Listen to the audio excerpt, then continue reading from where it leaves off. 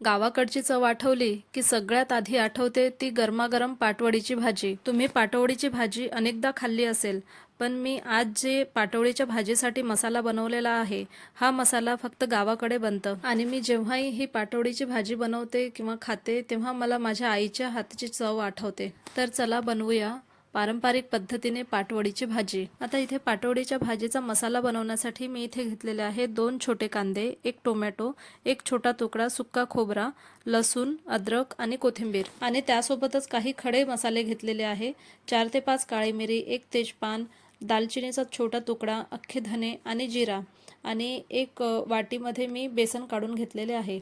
मी इथे कोथिंबीरच्या कवळ्या दांड्या पण घेतलेल्या आहेत, ते मसाल्यामध्ये खूप छान लागते। आता गॅसवर एखादी जाळी ठेवायची, जी आपण वांगे वगैरे भाजायला असते तशी जाळी एखादी ठेवायची आणि त्यावर हे आपले 2 कांदे आणि टोमॅटो भाजून घ्यायचे आणि त्यासोबतच खोबरा भाजून घ्यायचा। खोबरा लवकर जळतो तर थोडं लक्ष द्यायचं आणि खोबरा असा भाजून झाला की काढून घ्यायचं आणि कांदे आणि टोमॅटोला भाजायला थोडा वेळ लागतो, त्यामुळे थोडं मंद आचेवर भाजून घ्यायचं। ज्या साईडने कांदा भाजलेला आहे तसं पलटवत राहायचं। कांदा आणि टोमॅटो छान भाजू द्यायचं।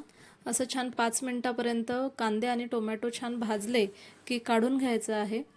आता गॅसवर एक कढई ठेवायची आणि जे खडे मसाले आपण घेतलेले आहेत ते खडे मसाले भाजून घ्यायचं।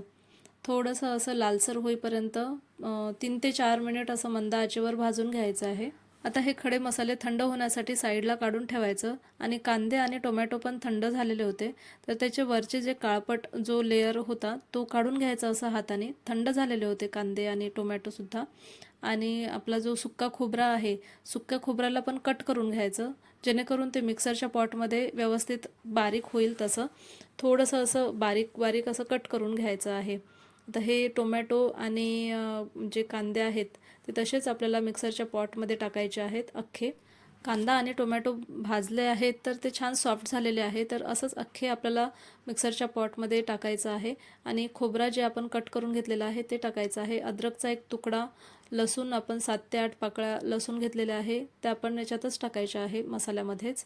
आणि जे आपण कोथिंबीरची काड्या घेतलेल्या आहेत आपण, तर कोथिंबीरच्या काड्यासुद्धा ह्याच्यातच टाकायच्या आहे। खडे मसाले टाकायचे। आपण जेव्हा कधी वाटणाचा मसाला बनवतो त्यात हे कोथिंबीरच्या काड्या टाकायच्या, ह्याने भाजीला एकदम चव येते, खूप छान अशी टेस्ट लागते भाजीची। आता हे सर्व असं टाकून झालं की मिक्सरच्या पॉटला असं झाकण लावायचं आणि फिरवून घ्यायचं आणि आपला मसाला आपला छान काळा मसाला असा तयार झालेला आहे। आता आपण जे 1 वाटी बेसन पीठ घेतलेलं होतं ते एखाद्या असं भांड्यामध्ये काढायचं, त्यात टाकायचं आहे चवीनुसार आपल्याला जेवढं तिखट पाहिजे तसं लाल तिखट, हळद, जिरा आणि चवीनुसार मीठ टाकायचं आहे यात। आणि जो आपण वाटणचा मसाला केलेला आहे, काळा मसाला तयार केलेला आहे, तो मसाला पण 1 ते 2 चम्मच याच्यात टाकायचं। कोथिंबीर टाकायची वरून आणि हे सर्व मिक्स करून घ्यायचं।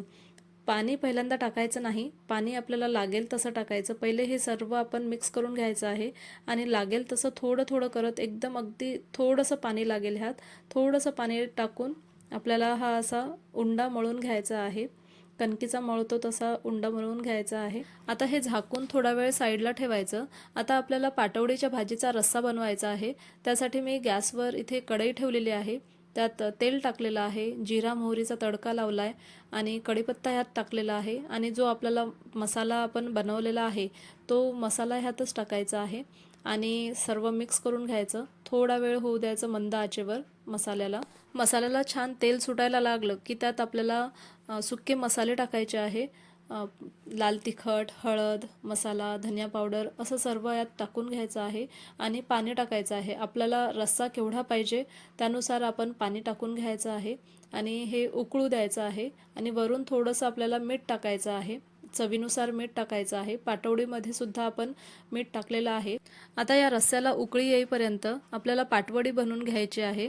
त्यासाठी मी पोळपाटावर थोडंसं तेल टाकलेलं आहे आणि जेणेकरून ते चिपकणार नाही खाली तसं, आणि हे लाटून घ्यायचं असं पोळी लाटतो तशी लाटून घ्यायची। ही ह्याची पोळी, पाटवडीची पोळी लाटून घ्यायची। आपण पोळपाटाला खालून तेल लावलेलं आहे त्यामुळे ही पोळी बिलकुल चिपकणार नाही पोळपाटाला, तर ही अशी अलगद निघून जाते। आणि जेवढी आपल्याला पातळ पाटवडी पाहिजे त्यानुसार आपण लाटून घ्यायचं आहे आणि असं कट करून घ्यायचं आहे। आपण शंकरपाळे कट करतो तसंच त्याच प्रकाराने कट करून घ्यायचं आहे. आणि जेवढे आपल्याला मोठे असे पाटवडी पाहिजे, छोटे मोठे तुमच्या आवडीनुसार तुम्ही काप करून घेऊ शकता. गॅसवर आपला रस्सा उकळत ठेवलेला आहे.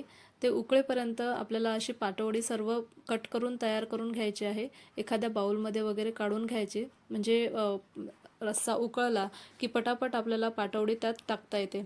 आता इकडे रस्सा पण उकळलेला आहे. त्यात असं एक एक करून सर्व पाटवडी टाकून द्यायच्या आणि उकळत्या रस्स्यामध्येच आपल्याला ह्या पाटवडी टाकायच्या आहे. सर्व एक एक करत सगळ्या पाटवडी टाकायच्या. आता कोणी कोणी काय करतात, पोळी न बनवता असं हाताने तुकडे करत, पाटवडीचे छोटे छोटे हाताने तुकडे करत रस्स्यामध्ये सोडतात.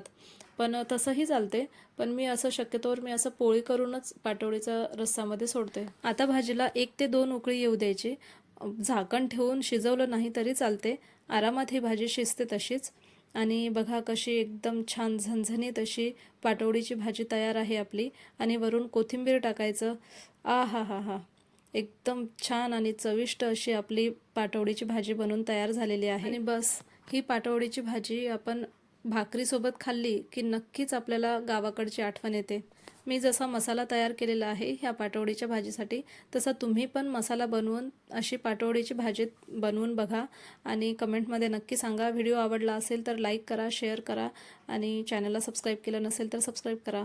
बाय बाय, भेटूया नेक्स्ट व्हिडिओमध्ये.